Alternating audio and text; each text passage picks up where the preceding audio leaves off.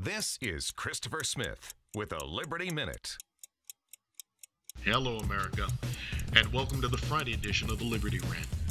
I'm sure, as the astute and well-informed conservative listeners you are, that you're aware of the term corporate welfare.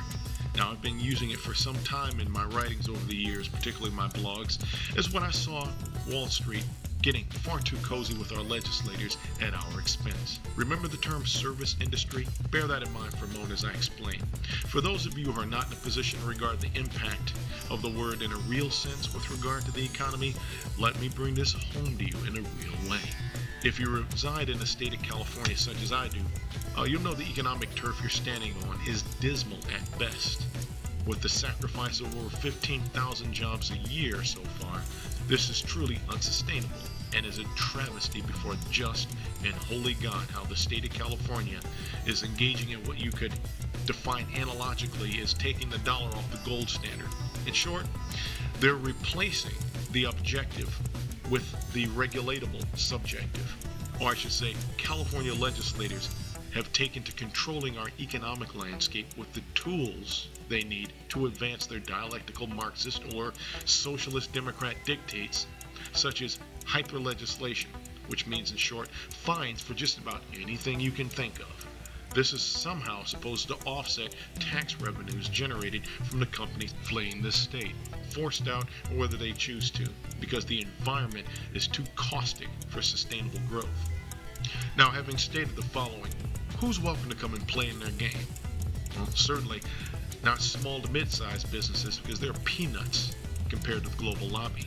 Only large multinational interests are welcome to come and play. But even this is a strange bedfellow relationship, because the communist, ergo green movement minion hates any vestige of capitalism.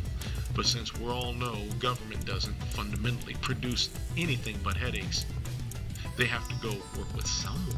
This is the compromise between all-out statist control of the means to control production, aka communism as we know it, and socialism, which will tolerate a highly regulated and taxed capitalist substructure. Note, I didn't use the word infrastructure. It would be protected. The main difference being, one is a system, the other is a platform. Now, I've been in executive sales and marketing for the better part of 25 years, and in my estimation, corporate welfare exists when the non-creative executives want to start engaging in Sun Tzu war games in their little corporate cubbyholes. They lack the experience in the field from selling and being exposed to conditions where they actually have to go make things work themselves, and are not invested with trial and error experience in that way. They have spent most of their time on Jedi mind trick management, tour circuit, inching their way around to success in the new corporate paradigm of leveraging your way to the top. And that's basically what's going on. One of the most commonly applied tenets is two equally matched opponents won't fight each other directly. They will do so by other means.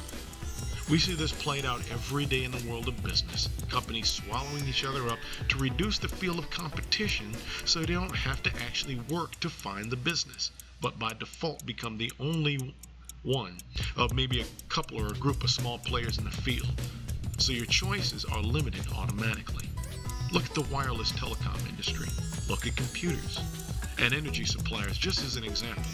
Choices have been removed all over the place that allowed us to have more freedom in the choices we have, not freedom from choices to make.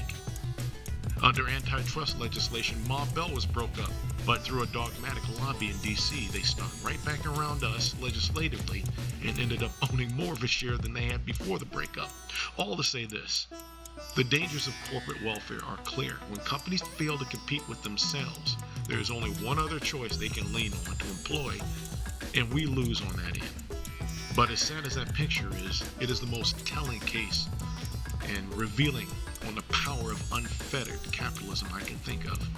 Because we haven't seen it since 1913 or so, when the progressive technocracy was installed by Wilson and his administration. When you take government overreach and spurious control out of the picture, we all have options, and that's one thing the progressive left desperately doesn't want us to have. What do you think? I'm Christopher Smith.